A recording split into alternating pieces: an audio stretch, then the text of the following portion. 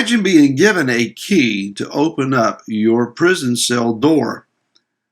Instead of using it to open the door, you stand and stare at the key and express thanksgiving for such a wonderful key. Hi, this is Barry Phillips with 10-Minute Torah, day number 1 of the Torah portion of Beshalach. Let's go to Shemot or Exodus, chapter number 13, and read verse 17. And it came to be when Pharaoh had let the people go, that Elohim did not lead them by the way of the Philistines, though that was nearer.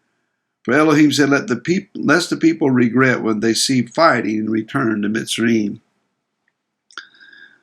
Let's not take the whole verse today.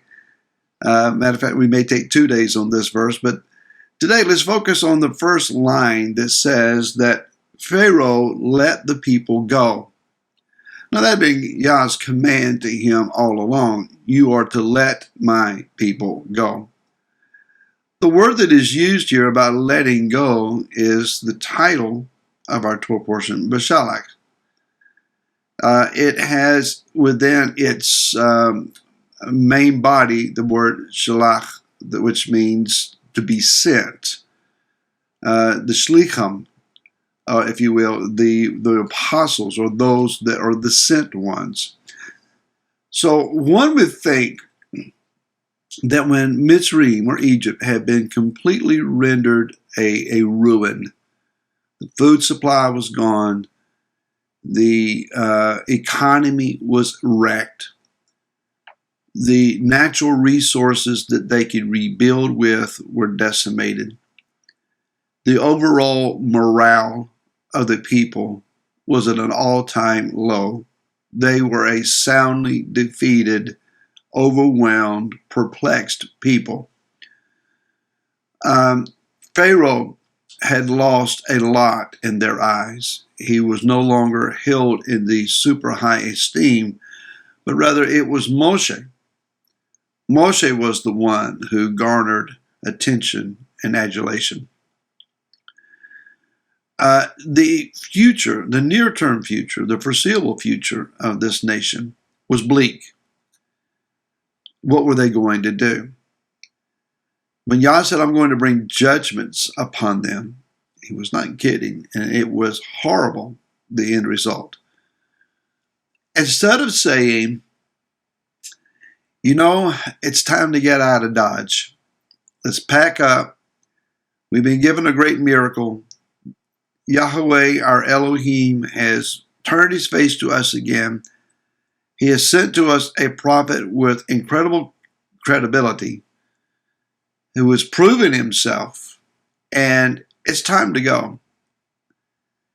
Rather, what we see is that they had to be sent. Now, the word Beshalach can mean that they were let loose, but the majority of the terms that define this word are not so much just opening the door and letting someone out, but rather that there is an expelling going on, that they are sent away. It is the idea of being divorced, and it's even the idea of being driven out.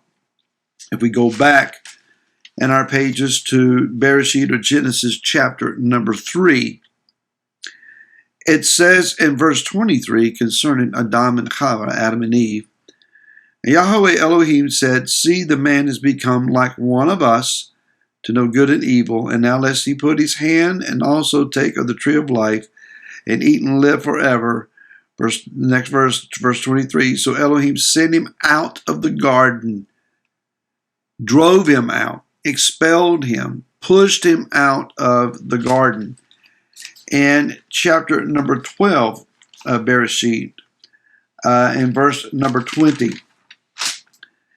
it says, and Pharaoh commanded his men concerning him, that is, concerning Abraham, and they sent him away with his wife and all that he had. Again, Pharaoh at this time was pushing Abraham out. You can't stay here any longer. You're no longer welcome here. Again, one would think reasonably that having seen Mitzrayim brought more than to its knees, but rendered completely decimated and destroyed, Yah's people said, there's nothing to stay for. Let's go. But evidently there was a mindset that said, why leave now? We won. And as long as Moshe is here to intimidate Pharaoh and to doing what it is that we want, maybe we can negotiate better terms. Maybe we can negotiate that our cell door is always going to be open, that the meals will be hot and served on time, that we would be given an extra hour, maybe even 2, of recreation time in the courtyard. And maybe we can get some new cots in these prison cells. Man, that would really be nice. If our mindset is that we are a slave or a prisoner or rightfully detained spiritually and held in check, that this is the epitome of the life that Messiah died to give to us, then we're never really going to be free. Yah opened their prison cell door as a nation and said, march out in military formation by divisions with fanfare and celebration. Get out of here. This is no longer your home. Why would they stay? Well, it wasn't just negotiations of better terms of life within the confines of Mitzrayim. It was also perhaps what laid on the other side of their departure. Going out the door is one thing. Entering into the journey of the unknown and heading back to a land that is said to be flowing with milk and honey and that already belongs to them, but they had never seen. They'd heard stories of, perhaps, but it was a story too fantastic to believe. So I would rather deal with the broken down version of the familiar than to deal with the unknown and the unfamiliar, having no clue what that might entail. So an addict will return to their addiction, whatever that addiction might be, because they know that lifestyle and they know how to, at some point at least, survive that lifestyle. To enter into a life where there are no addictions and you're free and you're now at liberty to express life in a new way, but it's unknown to you and you don't know if you're ready for it.